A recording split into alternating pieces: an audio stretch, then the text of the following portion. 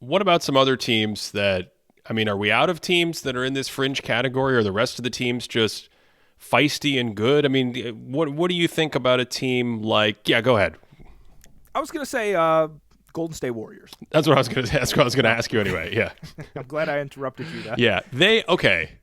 So I'll take the mantle on this one because I feel like they're a team constructed on a knife's edge where when it's working, all the concepts are working, all the concepts are clicking, the beautiful flowing movement in the offense and the Steph Curry shootingness of it all. And you have a lot of bodies and depth, 6, 7, 8 guys that can play. You're putting Gary Payton II on the court. You're throwing different defensive looks at people. Then you have a team that can be good enough in the playoffs on offense and then possibly could be very good on defense, and that gives you your good margin for victory. It's very whimsical to me, Cody. It's a tricky balance to get. Specifically, if you just go through from like the perspective of the different players on the roster from night to night, just start with the idea that Andrew Wiggins and Klay Thompson can struggle. They can be very inconsistent. Andrew Wiggins is struggling with his shot. If you take away Andrew Wiggins' shot, what does that do to the spacing or really to punishing the way teams defend someone like Steph Curry? We're going to have to talk about what's going on with Steph Curry. I don't understand it. How is this happening? Steph Curry right now, 34 points per 75 on plus 12% true shooting. Isn't he in like his 15th year? What is going on? Have people found the fountain of youth? What is happening? I was going to say the fact that we still have some hope in the Warriors is the biggest testament to how nuts Steph Curry is as a scorer. As an offensive player, it's unbelievable what he's able to do. Yeah. And I think the double-edged sword here is, we talked about the fact, I think I said that I wouldn't be surprised if they had the best record in the West by the end of the season. And I'm going to stick with that, right? I still think that I can hold that opinion and not see them as an inner circle or even bubble title contender, because I do think a big part of this is that the Chris Paul minutes coming from the bench are a really significant way of buoying their net rating across an 82-game season.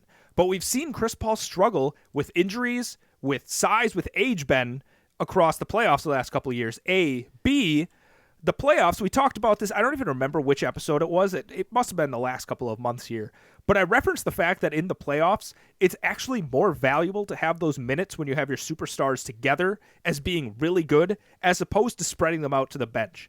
And I don't necessarily know if I have any evidence that like the Chris Paul, Steph Curry starting lineups in the playoffs are going to have any kind of astronomical net rating numbers. So I think those are some of my concerns too. Yeah, and I'm not even sure that like what you said about the bench buoying the team, I'm not even sure that's accurate in this case, because just in the small sample we've had, 11 games, the Warriors are +7 per 100 with Chris Paul on the floor.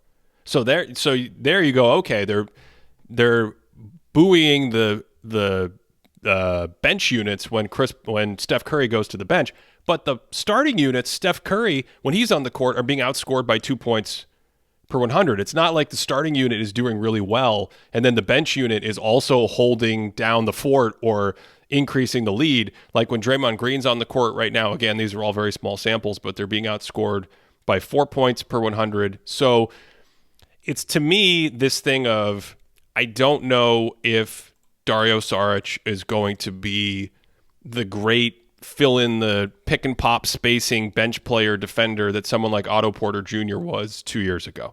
I don't know if Klay Thompson is not going to be a negative or have problems defensively or shoot you out of games. I don't know what to make of where Andrew Wiggins is as a player. There's still a small team. There's still an old team. I'm not really sure how fast they are as a team, and pace and speed and intensity and quickness seems to be something that just slightly every day becomes a little bit more important in the NBA with how sharp and precise some of the actions and the skills are. As an aside, that's another concern I have about the Bucks when they materialize. I just sometimes wonder, like, is the big bruising size of the Bucks, has that become passé in the roster construction they have? So Yeah, it's a tough one for me with Golden State. I have a hard time seeing them sort of run the regular season right now.